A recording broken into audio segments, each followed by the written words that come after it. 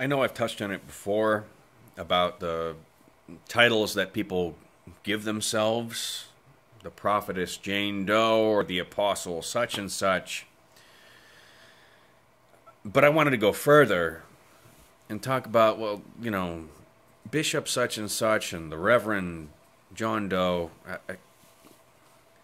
That may have served a purpose in the past few centuries since the Reformation, 5 centuries now. But people, I'm sorry, people don't care. If you want to reach people today, they need to know you're real. And I'm fairly certain Jesus said something about don't introduce yourself as rabbi. Don't call yourself this or that or any sort of title. The people today want to know that you're real, that they can relate to you. And they don't care about your scholastic qualifications, about your position in the church hierarchy. They don't care. It makes me think of the story Bob Mumford had recently.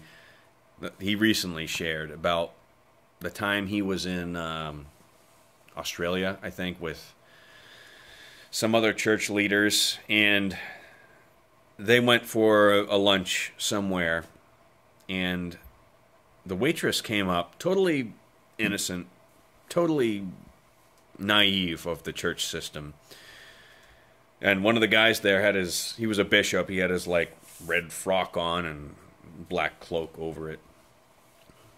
And she came up totally innocently and she said, "Well, Robin Redbreast, what'll it be for you?"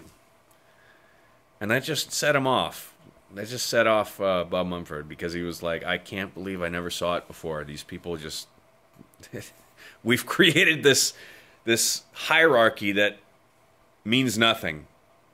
We've replaced the calling of God, which is irrevocable, tomato, tomato.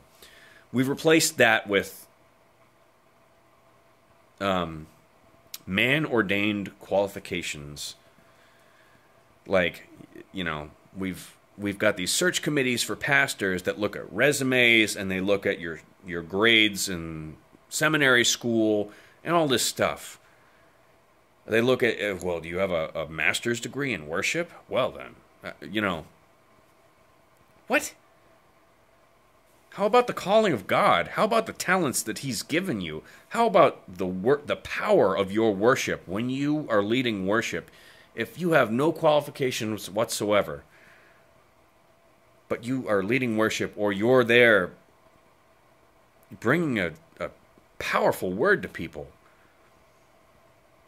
we've totally annulled that. We've thrown it out the window and we said, we want these steps that we've created to second-guess God and make this trophy person for ourselves. We want that to be the standard. We've got to figure that out, man. I don't know. If we're ever going to reach the people today, the people that are increasingly demanding somebody real, somebody that they can relate to, somebody that they know has the love of God in them, we've got to abandon this stuff that's not biblical. I mean, look up what the Bible actually says about picking elders, deacons, teachers, preachers, apostles, all that. Like,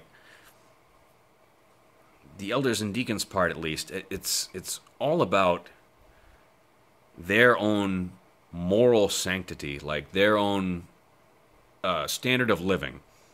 And the apostles and teachers and preachers and administrators, that's all the calling of God. There's nothing in Scripture there that talks about, well, have they completed this specific class? Have they spent X number of years studying, theology? I don't know. It's annoying. So I would hope that we can start looking at that with a critical eye.